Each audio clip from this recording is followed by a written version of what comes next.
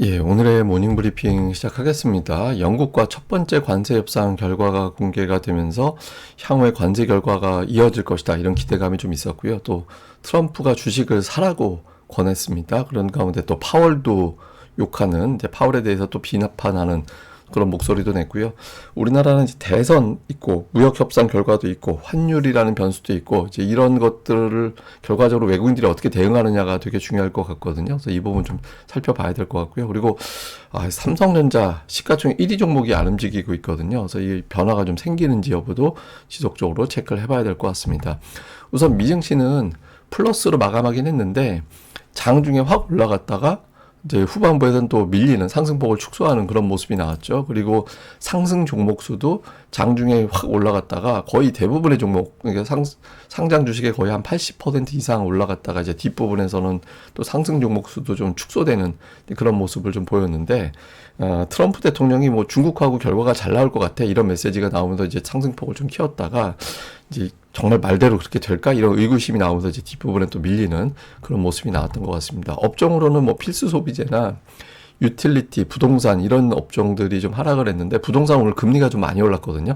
그래서 빠진 거고, 필수 소비자라든가 유틸리티 같은 경우는 경기 방어주 같은 느낌을 주는 거잖아요. 근데 경기 침체에 대한 걱정이 좀 약화되면서 해당되는 종목군들이 좀 밀린 게 어떤 오늘 업종별 특이점이었던 것 같습니다. 뭐 이슈들을 보면 우선 뭐 잠시 후에 자세히 설명드리겠습니다만, 이제 미국과 영국 간의 무역 협상 내용이 이제 공개가 됐습니다.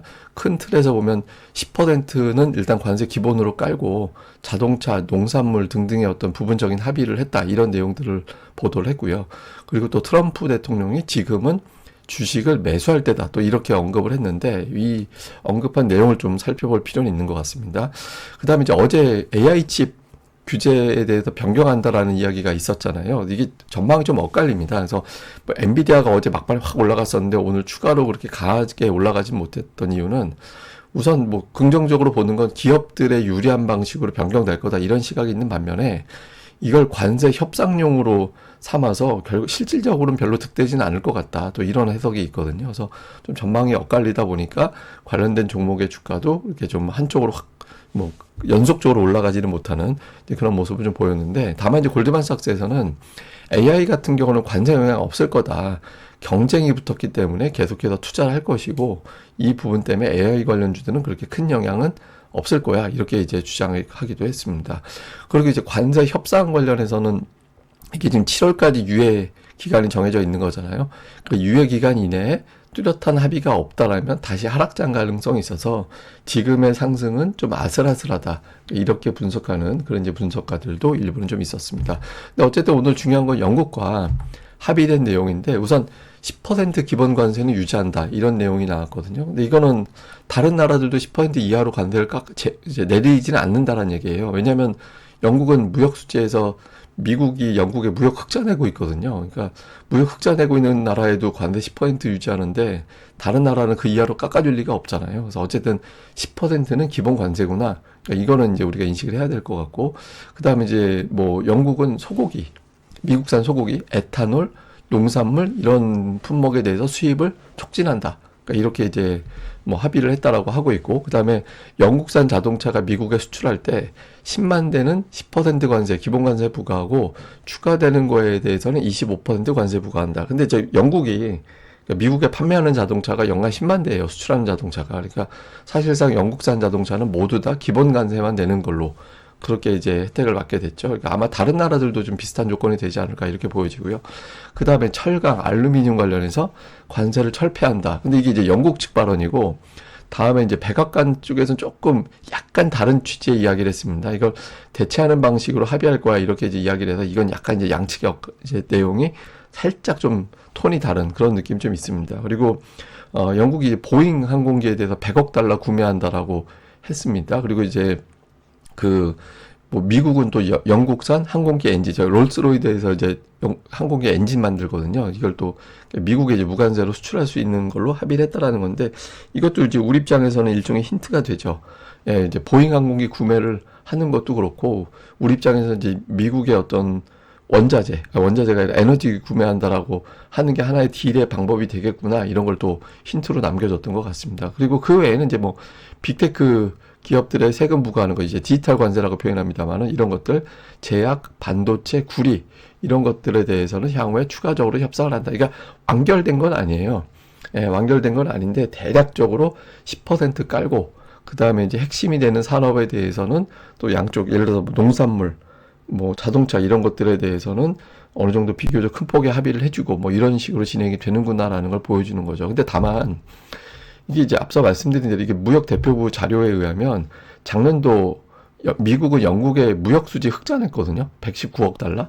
그러니까 이게 무역 수지 흑자된 나라라서 이게 다른 나라 샘플이 될 거냐 이거에 대해서 의구심이 있어요. 그래서 또 웨트푸시 이런 데서는 기술주 투자하는 사람들에게는 관심이 없는 합이다. 왜냐면 뭐 기술 제품, 그러니까 IT 제품의 생산 기지로 활용되고 있는 중국, 인도, 베트남이 어떻게 되는지가 더 중요하지 영국에 대해서 그렇게 중요하진 않아. 뭐 이렇게 보는 시각도 있긴 합니다. 근데 어쨌든 첫 번째 합의가 되는 나라가 나오면 그걸 기반으로 또 합의가 이루어질 거기 때문에 뭐 향후에 이제 합의가 좀 진행되는데 속도가 날 가능성은 있다. 이렇게 또 해석이 됐고 이게 이제 시장을 올리는 그런 역할을 했던 것 같습니다. 근데 원래는 합의 후에 결론 자체가 원래 늦어요. 그러니까 역대로 보면 평균적으로 첫 번째 협상이 시작된 다음에 합의가 나오는 데까지 평균 18개월 걸리고요. 그 합의가 되고 시행되는 데까지는 평균적으로 45개월 걸렸거든요. 예전에 어떤 무역협상, 미국이 다른 나라들과 무역협상 했던 거를 이제 살펴놓고 보면 이번 같은 경우는 좀 특수해가지고 이거보다 훨씬 더 빠르게 될 가능성이 있죠. 왜냐하면 이제 관세를 일단 부과해놓고 그것도 되게 세게 부과하고 시작한 거라서 합의하는 속도가 좀 빠르게 나오긴 하는데 그래도 이제 과거 사례 비교해 보면은 뭐 순식간에 완전히 최종 시행까지 이루어지는 거를 순식간에 이뤄내기는 어렵죠. 근데 어쨌든 지금 정도의 합의 수준에도 시장이 반응했다라는 점에서 본다라면 향후에 좀 비슷하게만 해줘도 시장에서는 좀 안도할 가능성은 있다. 이렇게 이제 봐야 될 것 같습니다. 그리고 오늘 트럼프가 정말 많은 발언들을 쏟아내는데 뭐 핵심만 좀 요약하면 주식을 매수해야 될 때라는 거예요. 그래서 그런 이야기를 하면서 감세라든가 관세 협상 이런 정책이 이어질 거다 이렇게 이야기를 했는데 이거 되게 중요한 메시지긴 합니다. 왜냐하면 주식을 저렇게 매수하라고 이야기를 한 건 향후에 자신의 메시지는 시장의 우호적인 어떤 측면에서 많이 발언을 할 거야 이런 어떤 약속으로 해석될 수도 있거든요. 어떻게 보면 예, 그래서 아마도 일정상 7월까지 관세 유예가 되어 있잖아요. 그러니까 그 안에 많은 국가들과 협상을 이끌어내는 걸로 보여지고 그 다음에 7월부터 지금 감세안이 본격적으로 의회에서 법안 통과하는데 시도가 되는 시기가 아마 7월로 알고 있거든요. 그래서 아마 그때까지 감안해 보면 이제 좀 긍정적인 메시지를 계속 내놓지 않을까 이렇게 또 해석이 되는 것 같고요. 그다음에 중국에 대해서 이것 때문에 이제 장중에 상승폭이 키워지기도 했었는데 대중국 관세가 145%보다 올라가진 않을 거다. 그리고 협상에 따라서 낮춰질 거야. 그러니까 이런 취지의 이야기를 했는데 오늘 장중에 뉴욕 포스트에서는 백악관 측에서 145%에서 50%로 낮추는 방안을 검토하고 있다. 그러니까 이런 어떤 보도가 나왔거든요. 그러니까 백악관 측에서 그냥 추측일 뿐이야 이렇게 이제 일축하긴 했는데 아마도 이게 이제 중국에게 제시하는 협상 가이드라인이 되지 않을까. 너희한테 이 정도까지는 해줄 수 있어 라고 하면서 그러면 대신 우리한테는 이런 걸 주어라고 하는 안으로 저런 게 제시되는 거 아닌가 이렇게 추정이 되는 거죠. 그래서 이 부분 때문에 이제 장중에 상승폭이 좀 커지기도 했습니다. 그리고 이제 계속 파월 욕해요. 사람은 좋은데 바보야 뭐 이런 식으로 이야기를 하고 있거든요. 그리고 인플레이션 다 잡았다 자기가 근데 금리 왜 안 내려 뭐 이렇게 이제 또 비판을 하면서 이 부분 또 이야기가 좀 나왔고요. 그리고 또 약간 또 시장에서 걱정하는 건 중국 협상 앞두고 지미라이 문제를 제기했거든요. 이 사람이 이제 반중국 비판하는 어떤 언론사 사주잖아요. 그러니까 대표죠. 근데 이 사람이 현재 구속되어 있는 상태인데 아마 종신형 판결 받을 걸로 현재까지는 알려져 있죠. 근데 이게 이제 향후에 이 인권 문제 만약에 제기하고 나오면은 중국이 이것 때문에 협상을 안 할 수도 있다. 이런 이야기도 있거든요. 그래서 이게 향후에 어떤 영향을 미칠지 좀 봐야 될 것 같습니다. 근데 어쨌든 트럼프 1기 때하고 2기 때하고 주식시장이 완전히 다르게 반응하고 있었잖아요. 지금 이제 76거래일 동안에 주식시장의 어떤 추이를 좀 비교해 놓고 보면 지금은 1기 때를 추격해가는 그런 과정이고 또 트럼프가 지금 위치에서도 매수하라고 하는 걸로 봐서는 자신은 어쨌든 뭐 결과는 어떻게 될지 모르겠지만 뭐 주식시장에 좀 도움이 될 만한 발언 계속 할 거야 이런 메시지가 좀 나오지 않을까 이렇게 시장에 좀 보는 것 같습니다. 그리고 시기적으로 자사주 매입이 시작되는 시기예요. 그러니까 미국은 이제 기업들 실적 발표 한 달 전인가요? 그러니까 며칠 전까지 전에는 그 자사주 매입이 금지되거든요. 실적 발표 끝나고 나면 자사주 매입이 재개가 돼요. 그래서 수급적으로 보면 자사주 매입이 시작이 되는 시기라서 이것도 또 지수에 어떤 도움이 되는 상황으로 봐야 될 것 같습니다. 그리고 이제 특징주로는 그 마이크론이 무역 협상 기대감, 그러니까 뭐 중국에 대해서 좀 판매하는데 규제가 좀 있잖아요. 해소되지 않을까라는 기대감이 한 3% 올랐고, 반면에 이제 ARM 같은 경우는 이기 때문에 이제 실적 예측을 못하겠다, 비용이 얼마 나갈지 모르겠다, 이렇게 되면서 이제 큰 폭으로 빠졌고, 보잉은 이제 영국에서 비행기 많이 사준다고 하니까 올라갔고, 팔란티어는 어제 같은 경우는 유럽에 과연 매출이, 그러니까 해외 쪽 매출이 잡힐 수 있을까? 이런 의구심 때문에 빠졌는데, 무역 협상되면 잘하면 해외 쪽에서도 판매하겠는데 라는 기대감으로 올랐고요.